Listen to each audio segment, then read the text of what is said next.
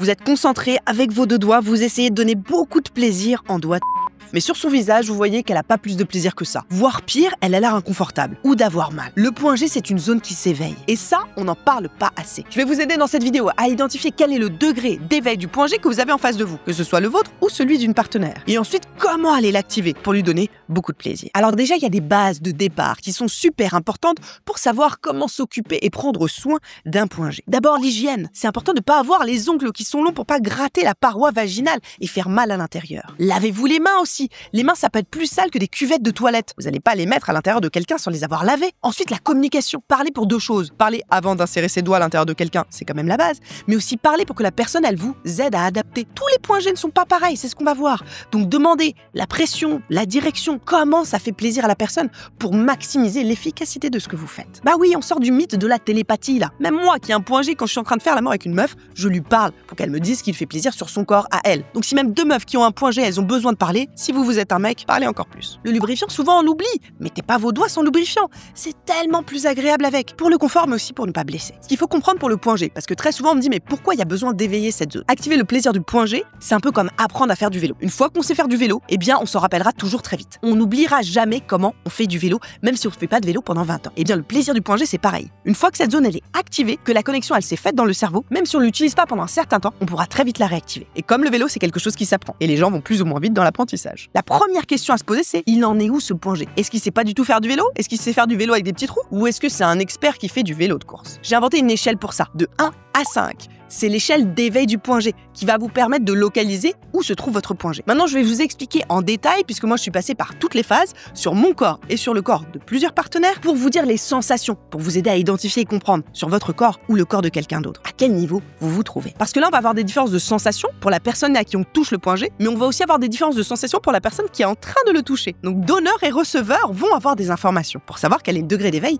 de cette petite zone de plaisir. Au début, soyons clairs, il n'y a aucune sensation précise. C'est-à-dire que quand on touche la zone du point G, on n'aura pas plus de plaisir que quand on touche une autre zone du Donc la personne dont touche le point G n'a aucune sensation spécifique. Et la personne qui va essayer de toucher ce point G-là, eh bien aura du mal à identifier la zone. Elle sera très peu identifiable sous les doigts. Pause. Si cette vidéo vous plaît, likez-la. Vous pouvez commenter, je réponds à tout le monde. Et vous abonner à la chaîne, ça m'aidera énormément. Merci beaucoup de votre aide. Quelques secondes précieuses et ça change tout. Ensuite, on peut ressentir un inconfort léger. C'est-à-dire que quand on touche cette zone du point G, je sens qu'il y a quelque chose, mais je suis pas du tout habituée à cette sensation. Ça me fait une sensation un peu désagréable, un peu bizarre. Mais il y a une première connexion. Je sens quelque chose, même si c'est légèrement inconfortable. Et sous les doigts, je vais commencer à sentir qu'il y a quelque chose. Il y a un petit nez rugueux, tout petit, je sens cette zone. Ensuite, ces sensations vont se transformer en « oh, c'est ok ». C'est un plaisir très léger, très diffus, comme une note de musique de fond. Ok, oui, je sens quelque chose, c'est plus désagréable, mais bon, pas particulièrement plaisant non plus. Là, le point G, on va un peu plus le sentir. Le petit nez rugueux, un peu plus de volume. Et ensuite, le plaisir va se développer. Et le plaisir va d'abord se développer sur des doubles stimulations. Ça veut dire qu'on va toucher le petit bourgeon en extérieur, on va toucher les doigts de point G en même temps, et là,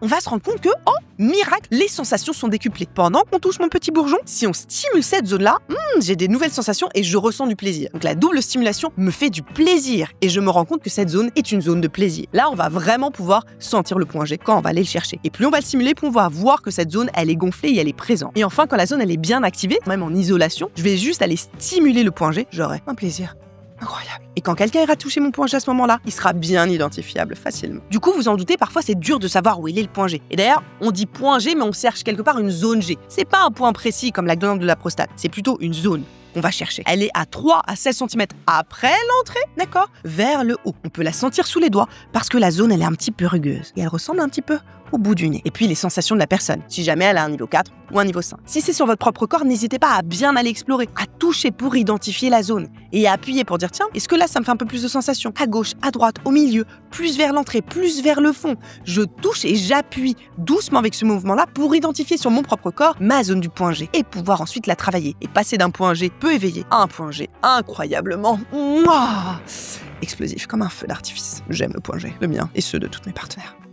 Ah oui, un truc qui est super important que j'ai oublié de vous dire, c'est que le point G, il varie d'une femme à l'autre. Ça, on l'a dit, mais il varie aussi sur la même femme. C'est-à-dire qu'il y a des paramètres qui vont faire qu'on sent plus ou moins mon point G et qu'on va pouvoir plus ou moins avec. Notamment l'excitation que je ressens. Eh bien, mon point G va peut-être être plus gonflé, plus volumineux et on va le trouver plus vite et on pourra plus jouer avec. Il y a aussi le moment du mois où je me trouve. Est-ce que j'ai joué avec mon point G depuis longtemps ou pas? Si par exemple, ça fait un mois que j'ai pas joué avec mon point G, eh bien, ce sera plus dur d'aller le trouver. Et ce sera assez facile de le réactiver si je suis déjà au niveau 4 ou au niveau 5. Donc, les deux critères que vous allez utiliser sur le corps de quelqu'un d'autre pour identifier le degré d'éveil du point G et savoir sur l'échelle où se trouve la personne que vous avez en face de vous, c'est 1. Les sensations que vous avez, est-ce que c'est très proéminent, est-ce que je le sens facilement, et 2. Les sensations qu'a l'air de ressentir votre partenaire. Est-ce que franchement elle a l'air de ressentir quelque chose en isolation, avec double stimulation, ou juste pas vraiment. Et ça, bien sûr, vous pouvez en parler avec elle. Maintenant, on va voir ce qu'on fait si on a en face de soi un point G qui est pas très éveillé, c'est-à-dire niveau 1 à 3. Comment on active cette zone pour la faire passer à une zone qui peut déclencher des dizaines d'orgasmes incroyables? Alors, je vais vous expliquer ce que j'ai fait sur mon propre corps et ce que je fais sur le corps de mes partenaires, parce que ça marche plutôt bien. Et vous vous en doutez, c'est rarement quelque chose qui fonctionne en une fois. En général, il faut plusieurs temps de stimulation pour passer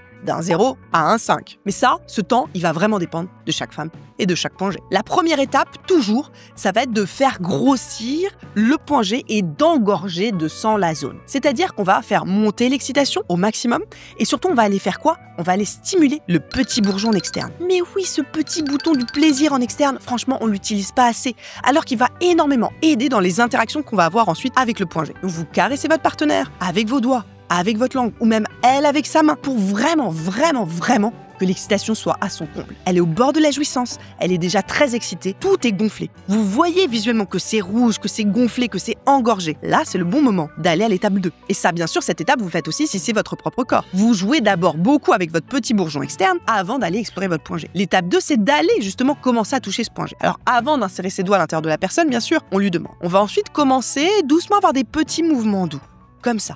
On va pas appuyer trop fort. On va avoir un léger mouvement de viens là, comme ça, lubrifié, avec un léger va-et-vient. Et en même temps, on va avoir une double stimulation. Donc, je touche ce point G, que ce soit le mien ou celui de ma partenaire, et en même temps, je caresse avec mon doigt ou avec ma langue ou avec un jouet son petit bourgeon externe. Donc, j'ai les deux stimulations. Je connecte ces zones en fait au plaisir en utilisant la puissance du petit bourgeon qui va vous aider énormément. Et je continue. Ok, je sens. Et parfois, je fais une petite pause. Je passe uniquement en externe. Et ensuite, je reviens à l'intérieur. Pourquoi ? Pour identifier si ça commence à changer, si le fait d'avoir ce léger mouvement à l'intérieur apporte quelque chose et change les sensations. Est-ce que le point G il commence déjà là, à se réveiller. Ensuite, quand je me rends compte que cette double stimulation, elle apporte du plaisir, on commence justement à sentir cette zone et on voit le plaisir que ça apporte, eh bien je vais tester de l'isolation. C'est-à-dire que je vais arrêter au bout d'un moment de stimuler le petit bourgeon et je vais juste faire ce mouvement de va-et-vient, là.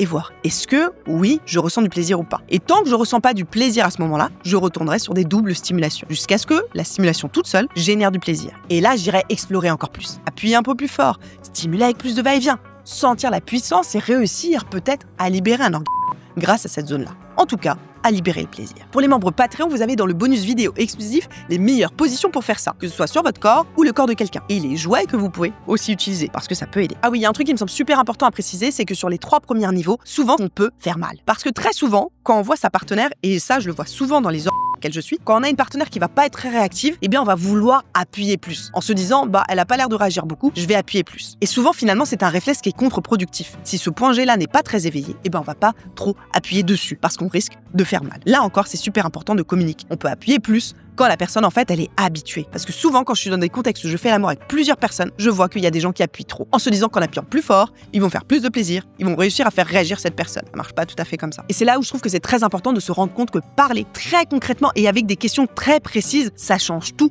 pour l'expérience du point G et pour l'expérience de doigt en général. Est-ce que la personne, elle veut 1 doigt, 2 doigts, 3 doigts? Et sincèrement, demandez-lui. Est-ce que la personne, elle aime bien les mouvements de va-et-vient? Elle aime que ce soit léger? Elle aime que ce soit appuyé? Elle aime qu'on reste à l'intérieur et juste qu'on fasse ce mouvement-là? Ou au contraire, qu'on ressorte et qu'on re-rentre? Est-ce qu'elle aime bien les doubles stimulations? Ou est-ce qu'elle préfère de l'isolation? En fait, juste oser demander à la personne, qu'est-ce que tu préfères toi? Et est-ce que tu préfères que pendant que ce soit toi qui te touche ton petit bourgeon? Parce que ça, c'est des combos qui fonctionnent aussi. Donc, osez parler et communiquer. Encore une fois, vous n'êtes pas dans la tête d'une autre personne. Vous n'êtes pas censé tout savoir, vous n'êtes pas censé tout deviner. Ça met une pression de malade. Donc, juste parler pour savoir. Merci beaucoup.